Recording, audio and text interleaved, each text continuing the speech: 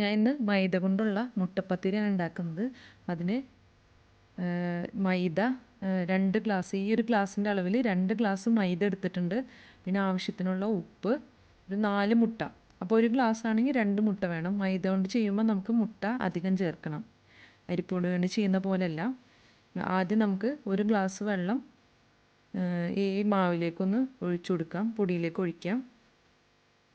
ഒരു 1/4 ഗ്ലാസും കൂടി ഞാൻ അതിലേക്ക് ചേർത്ത് കൊടുക്കുന്നുണ്ട്. ഉപ്പും ചേർത്ത് ഇത് നന്നായി ഒന്ന് സ്പൂൺ വെച്ചൊന്ന് മിക്സ് ചെയ്യാം.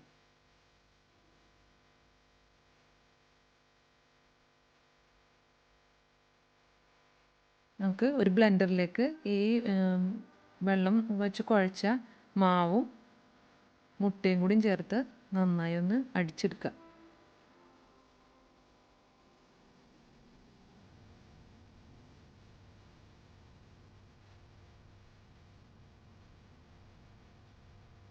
ഈ മുട്ടയും കൂടി 4 മുട്ടയും കൂടി ചേർത്ത് നമുക്ക് ഒന്ന് അടിച്ചെടുക്കാം. അരിപ്പൊടി കൊണ്ടുള്ളതൊക്കെ ഞാൻ ഇതിനു മുമ്പ് വീഡിയോ ഇട്ടിട്ടുള്ളതാണ്.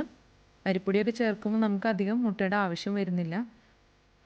ഇത് നമുക്ക് നന്നായി അടിച്ച് ഞാനൊരു പാത്രത്തിലേക്ക് ഒഴിക്കുന്നുണ്ട്.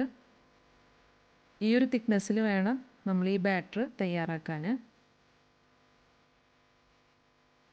അല്ലാതെ കനം കുറഞ്ഞു പോകരുത്, തിക്നെസ് കുറഞ്ഞു പോകരുത്. ഇപ്പോൾ മുട്ടപ്പത്തിരി ചുടുന്ന ചട്ടി നന്നായി ചൂടായിട്ടുണ്ട്. അതിലേക്ക് ചൂടായതിന് ശേഷം ഞാനിതിലേക്ക് ഒരു തവി മാവ് ഒഴിച്ചിട്ട് ഒന്ന് പരത്തി കൊടുക്കുന്നുണ്ട്. അത് ഇത്തിരി തിക്കിൽ വേണമെന്നുണ്ടെങ്കിൽ, പരത്തണ്ടെന്നുണ്ടെങ്കിൽ നിങ്ങൾക്ക് അങ്ങനെ ഒഴിച്ചിട്ട് ജസ്റ്റ് ഒന്ന് സ്പൂൺ കൊണ്ടാക്കിയാൽ മതി. ഞാൻ ഇത്തിരി കനം കുറച്ചിട്ടാണ് എടുക്കുന്നത്. ഇതിങ്ങനെ ഹോൾസ് വരുവുള്ളൂ ഒന്ന് വെയിറ്റ് ചെയ്തിട്ട് നമുക്കത് മൂടി വെച്ചാൽ മതിയാവും. പിന്നെ മൈദ കൊണ്ട് ഉണ്ടാക്കുമ്പോൾ അരിപ്പൊടി കൊണ്ട് ഉണ്ടാക്കുന്ന പോലെ നല്ല തീയിൽ വെക്കരുത്. നല്ല ചട്ടി നന്നായി ചൂടായതിന് ശേഷം തീ ഒന്ന് കുറച്ചിട്ട് വേണം ഇതുണ്ടാക്കാൻ, അല്ലെങ്കിൽ അടി പെട്ടെന്ന് കരിഞ്ഞു പോകാൻ ചാൻസ് ഉണ്ട്. അതുപോലെ ഒന്ന് മൂടി വെച്ചിട്ട് നമുക്ക് ചുട്ടെടുക്കാം. ഇപ്പം നമ്മുടെ മുട്ടപ്പത്തിരി അല്ലെങ്കിൽ ഓട്ടട റെഡി ആയിട്ടുണ്ട്. ഇതുപോലെ നമുക്ക് എല്ലാം ചുട്ടെടുക്കാം.